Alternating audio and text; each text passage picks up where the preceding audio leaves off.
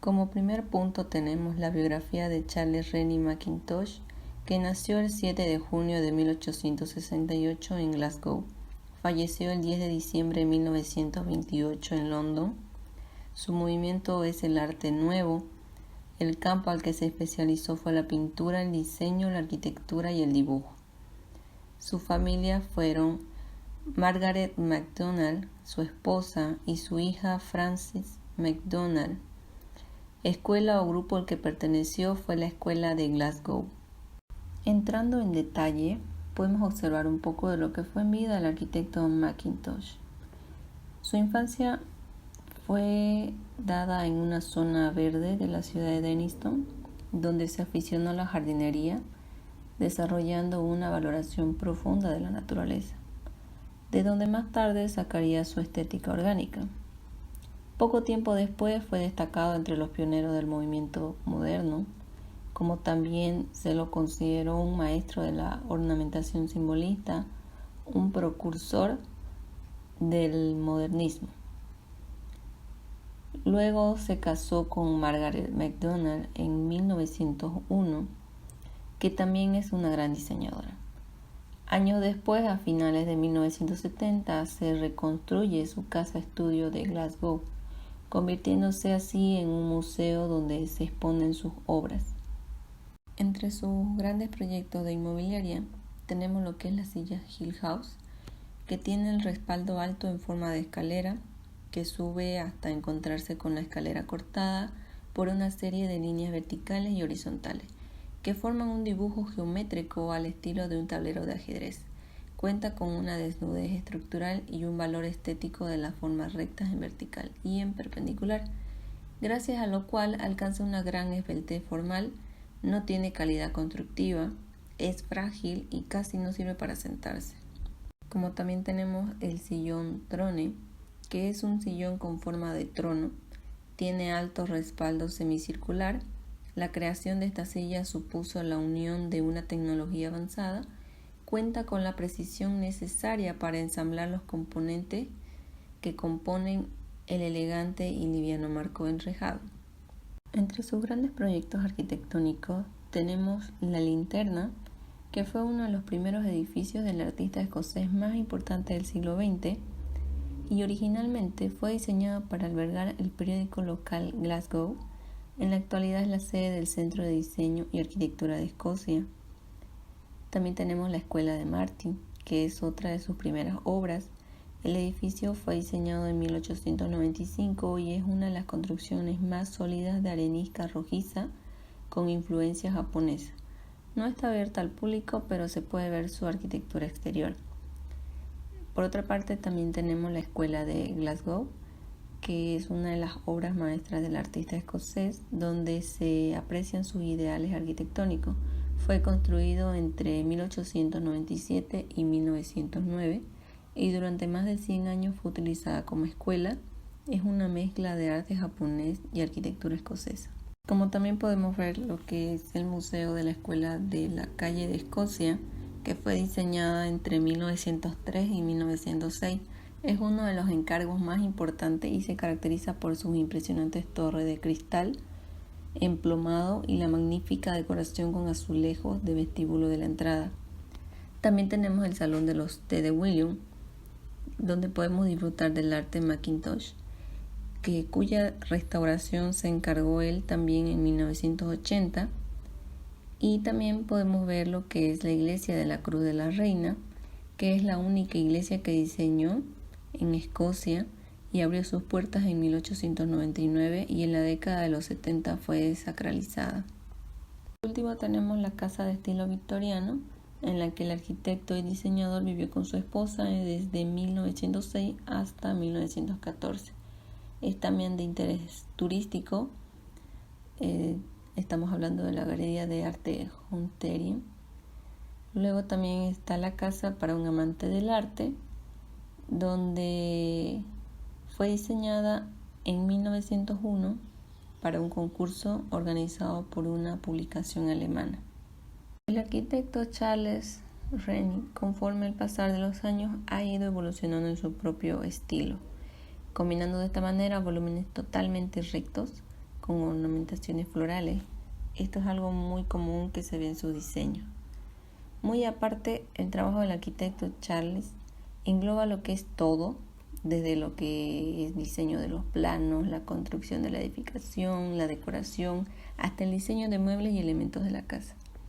El arquitecto influyó en el movimiento Arte Nouveau de Viena al formar un grupo colaborativo denominado The Glasgow Four, donde trabajó diseños de interiores, muebles, textiles y trabajos con metal, muchos de los cuales son coproducidos con su esposa. En 1923 abandonó por completo lo que es la arquitectura y el diseño y se centró en la pintura de acuarela. Años más tarde, en 1928, fallece a la edad de los 60 años.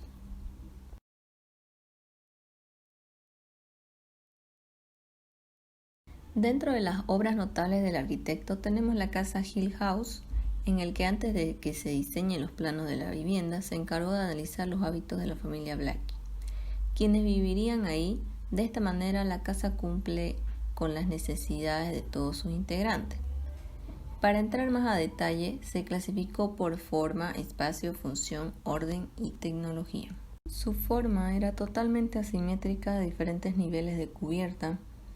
Cuenta con una mínima decoración, grandes paredes y ventanas rectangulares y cuadradas expresan su sobria construcción. Mackintosh utilizó diferentes materiales, colores e iluminación cuando resultaba necesario resaltar la transición de un punto a otro. Dentro de sus espacios, al momento de ingresar a la casa, dejabas atrás el mundo exterior y penetrabas un lugar fantástico y mitológico. Una vez dentro se puede comprobar de primera mano el excelente trabajo. Se esforzó para que fuera un espacio muy luminoso y femenino. Los espacios más trabajados fueron el recibidor, la biblioteca, el salón y la habitación principal. El recibidor y la biblioteca a su izquierda son muy oscuros. Mackintosh usó para estos espacios madera oscura y líneas geométricas, con pinceladas de color en forma de cristal de colores y motivos orgánicos sobre los muros. Las habitaciones principales eran una gema blanca y brillante. Los muebles son sencillos pero estéticamente bellísimos. La función de la vivienda consta de 17 habitaciones principales para el matrimonio, los 4 hijos y los 5 criados, un jardín, un invernadero y un loft-tenny. El brazo este-oeste de la escuadra alberga las habitaciones de recepción en planta baja y las habitaciones privadas de los dueños en la planta superior, servidas por una escalera en ligero saliente. El brazo sur-norte contiene una impresionante serie de habitaciones de servicio en planta baja, las habitaciones de los niños y las nursery en el piso superior, y los dormitorios de las criadas y una sala de clase en el ático. Todas estas piezas están servidas por largos pasillos de tipo victoriano. Cerca del umbral, los espacios masculinos, revestidos de roble oscuro en el corazón de la casa, los volúmenes blancos inmaculados del salón, de la sala de música y del dormitorio principal en el piso superior. En cuanto a la orden que cumple esta vivienda, los espacios interiores no tienen una lógica única. Se trata de un espacio limitado, pero no de geometría difusa, por lo múltiple y fuertemente dinámico, como también móvil, elástico, blando y claramente articulado y sensual, en suma y femenino. Si analizamos la estructura exterior y la interior, entonces encontramos fenómenos perceptuales distintos y su corte conceptual es autónomo con rasgos opuestos y extrañamente articulados. En cuanto a la tecnología, posee el aspecto de la arquitectura vernácula escocesa, pero en ella se encuentran todo tipo de elementos innovadores. Su fuerte apariencia rural de tejado a 2 aguas con torreones se aproxima a la arquitectura mobiliaria y aristocrática de la época, pero con infinidad de elementos nuevos en el espacio envuelto. Su obra tiene una fuerte orientación funcional a la vez que espiritual, gracias a la intervención de la arquitectura con ilustraciones y elementos pictóricos que le aportan un importante simbolismo y un notable equilibrio entre factores opuestos, entre lo moderno y lo histórico, las luces y las sombras, en suma, lo que es lo femenino y lo masculino. Como siguiente obra tenemos la Escuela de Arte de Glasgow, La Escuela de Arte Glasgow había crecido tanto que necesitaban una nueva sede que se ajustara a sus necesidades y a las de sus estudiantes. Mackintosh diseñó un edificio único y ecléctico. Lo curioso de esta escuela de arte es que se construyó en dos fases. La primera de 1896 a 1899 y la segunda de 1907 a 1910. Para entrar más a detalle, lo seleccionaremos de acuerdo a su función, espacio, orden, forma y tecnología. Dentro de su forma se yuxtaponen largas y delicadas curvas con una robusta estructura rectangular. Desarrolló en este proyecto un estilo propio caracterizado por una exquisita armonía de reminiscencias medievales. La concepción del edificio se basa en una planta similar a una E, es decir, una sucesión de talleres unidos por una espina de circulación. Dentro del espacio se caracteriza por el uso de la madera, en particular en la biblioteca.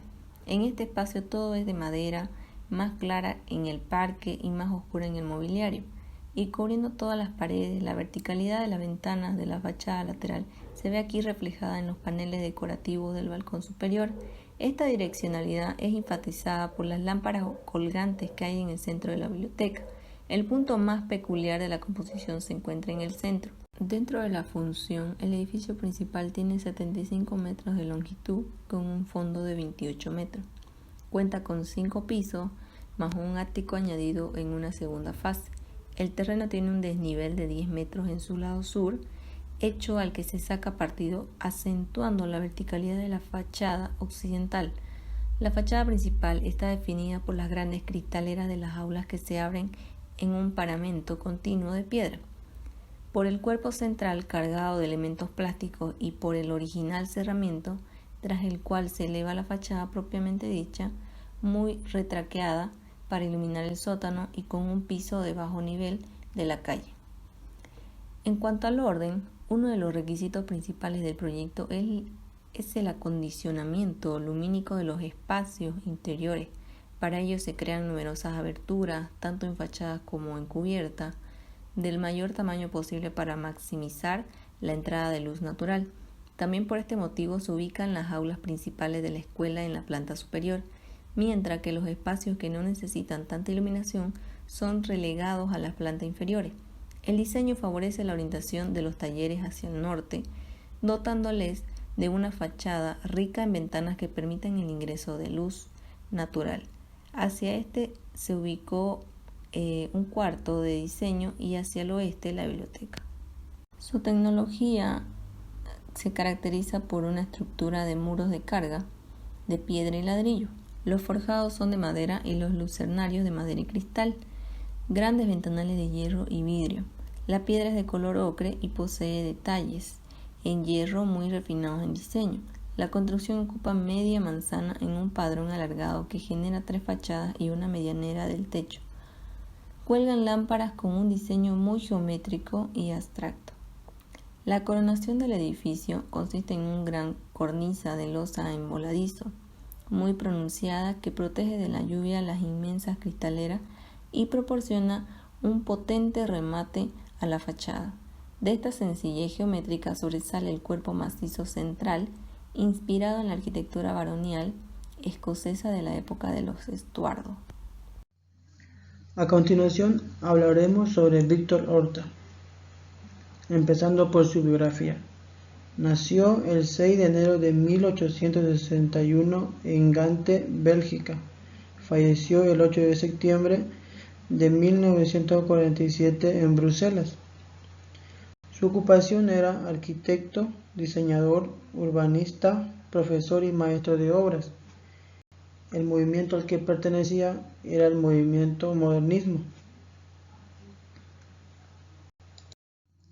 Hablando un poco de su historia, en los inicios de su carrera, a partir de 1893, creó un lenguaje original basado en el predominio de las líneas curvas, en la integración de los elementos arquitectónicos y decorativos. Es el 14º de 15 hijos de Pierre Horta, un artesano zapatero casado 2 veces. Si bien el joven Victor Horta respeta y comulga las cualidades de su padre, se rebela contra los excesos de autoridad de su madre, con quien llevaría una relación conflictiva por mucho tiempo. Víctor Horta tiene la fibra artística de su padre y se siente atraído por la música en general y por el violín en particular. A la edad de 12 años, sin embargo, es despedido del Conservatorio de Gante por insubordinación. Su madre no quería escuchar sobre una carrera artística y hará todo lo posible para dirigirlo a un puesto honorable como la medicina o leyes. Cansados y convencidos de que su hijo nunca tendría éxito en los estudios clásicos, los padres aceptan inscribirlo en la Academia de Artes Decorativos de Gante. Estudió dibujo, textiles y arquitectura. Para Horta será el comienzo de una vocación y una gran pasión. Y en 1878, Víctor Horta fue enviado a Montmartre para una pasantía. Esta es una oportunidad para que el joven aprendiz descubra los movimientos nuevos, como el movimiento moderno como el impresionismo y el puntillismo, pero también nuevos materiales de construcción como el acero y el vidrio. Cuando su padre murió en 1880, Víctor Horta regresó a Bélgica y se matriculó en la Real Academia de Bellas Artes de Bruselas.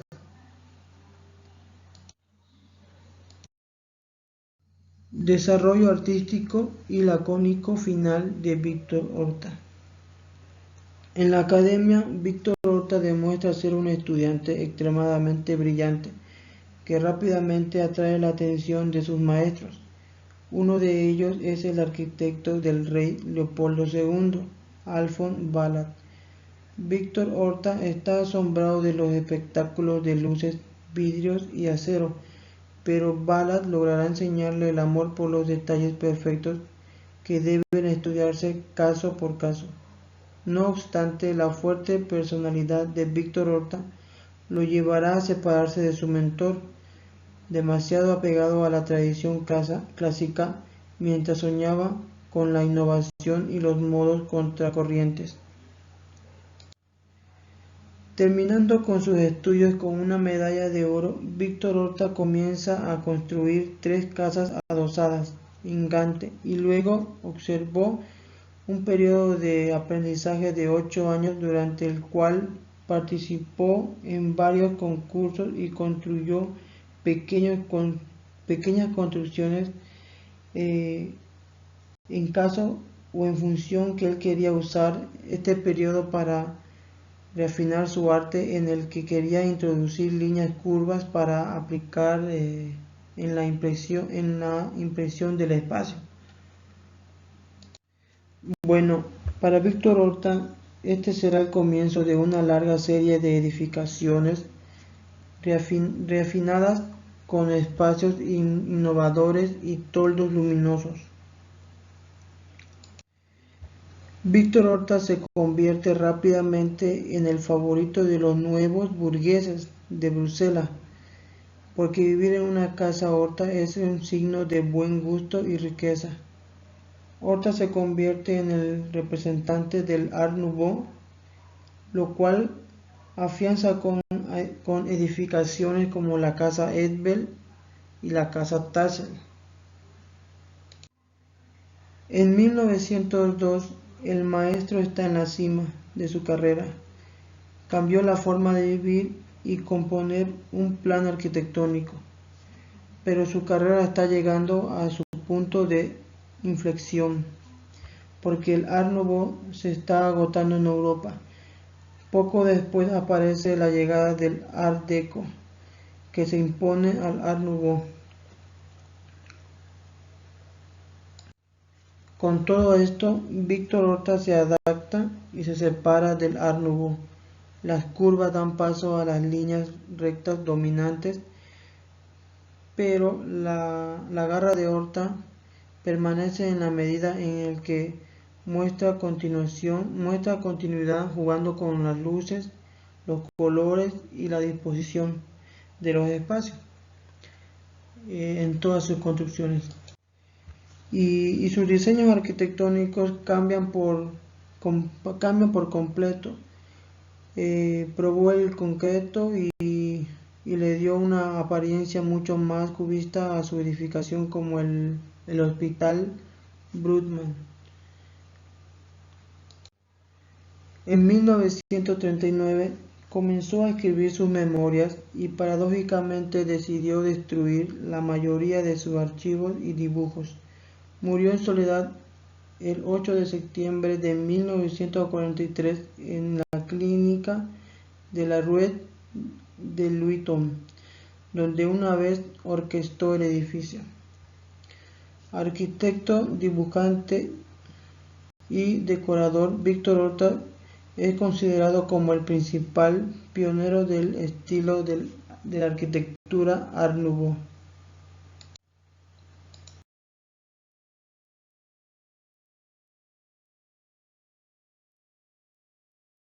La casa Tasse. A continuación veremos los siguientes puntos, que son su arquitectura, forma, espacio, función y tecnología.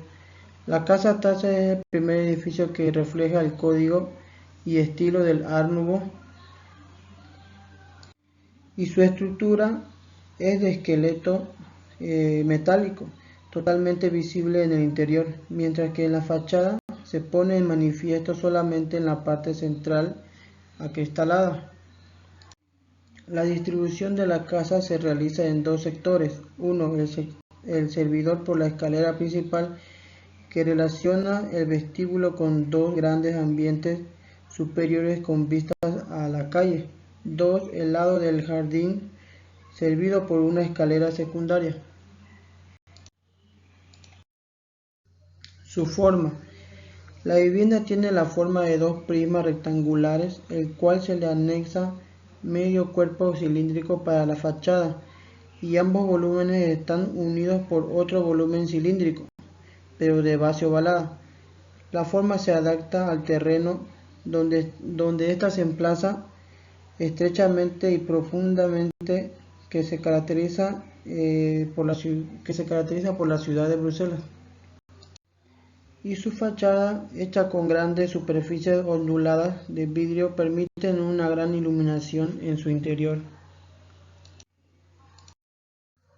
Continuando con el espacio, el ingreso se compone por un vestíbulo, de espacio cerrado de recogimiento para pasar de un ambiente a otro.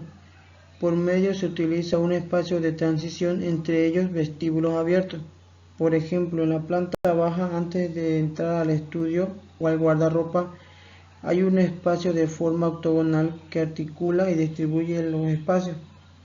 En la primera planta, la distribución espacial es de forma lineal, y ya en la planta superior, el núcleo de escaleras distribuye a todos los espacios que lo rodean, resultando así una organización radial y no lineal, como pasa en la planta de acceso, contrario a la planta de servicio, donde la comunicación de los espacios es de puerta a puerta. Y lo más destacado es la entrada de luz natural, por lo que la escalera principal tiene un gran luminario que permite la iluminación natural a la importancia de la escala, logrando una mayor iluminación en lo que es el espacio de la escalera principal. Siguiendo con el otro punto, que es función, en el primer nivel se ubican los espacios públicos de la vivienda, que son vestíbulo o hall de ingreso, guardarropa y recepción, estudio, sala de descanso y sala de estar. Para ingresar al segundo nivel se puede ingresar por una escalera integrada o una escalera de uso privado. Los espacios del segundo nivel son gabinete, alcoba o habitaciones y sala de estar. Y por último, en el tercer nivel se encuentran las habitaciones y cuartos de trabajo. Siguiendo con la tecnología, La estructura es un esqueleto metálico, como ya lo habíamos mencionado anteriormente. Se utilizó hierro por primera vez como material constructivo y ornamentalmente. Algunos de los materiales principales que se utilizó fue el hierro, la cerámica, vidrio, madera y piedra para culminar con la obra. A continuación hablaremos sobre la Casa Horta, conocido en la actualidad como el Museo Horta. Es una casa conocida con el nombre de Víctor Horta. Muestra la estabilidad en detalle tanto en la arquitectura como en la fina estructura que soporta el lucinario de la escalera, como en la ornamentación de la barandilla, cristales, lámparas y mobiliario. El uso de los materiales también denotan en la relación del estilo de la arquitectura como en el mundo de la máquina, eligiendo el hierro como material para barandillas, decoraciones y techos.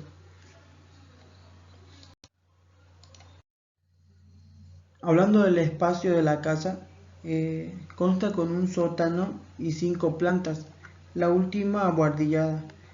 Cada una de estas se divide en 2 espacios separados por unos cuantos escalones.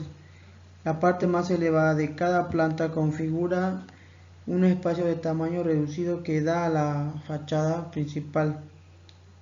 Así, la estancia más espaciosa se encara a la parte trasera de la finca. Por lo tanto, la escalera, situada entre los saltos de cotas de la medida de la media planta, se ubica en una posición descontrolada de la planta aportando luz natural al núcleo del edificio. En la planta baja podemos encontrar los siguientes ambientes, que son recibidor, guardarropa, escalera principal, bodega, cocina y escalera de servicio.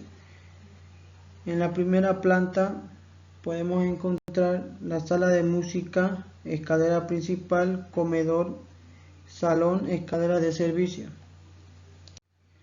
Y en la segunda planta encontramos lo que es el salón, la escalera principal, dormitorio, tocador, vestidor, baño y escalera de servicio. Siguiendo con la tercera planta podemos encontrar habitaciones de invitados, escalera principal, cuarto de Simón Horta, terraza de invierno y terraza normal, escalera y por último la escalera de servicio. La tecnología en la obra de Víctor Horta, la estructura y la decoración están muy ligadas, formando un solo elemento. En su propia casa ocurre esto, siendo los arcos y pilares metálicos de la estructura parte de la decoración de interiores de la vivienda, como sucede por ejemplo en el espacio de la escalera principal. El edificio, por lo tanto, se soporta mediante una estructura vista en muchos de sus puntos, donde la temática modernista toma forma. El exterior de la casa y el estudio son principalmente de piedra y hierro, además de la madera de la carpintería. En el interior se despliegan toda una variedad de materiales como son el hierro, cristal, mármol, madera, empapelados, balsados, mosaicos y alfombrados. Todos estos materiales forman parte de la característica de esta obra. Como último punto, pero no menos importante, tenemos la ubicación. La ubicación de la Casa Horta en las afueras de Bruselas, en los lotes 23 y 25 de la Rue American, obedece a la expansión urbanística que experimentaba la capital belga en aquella época.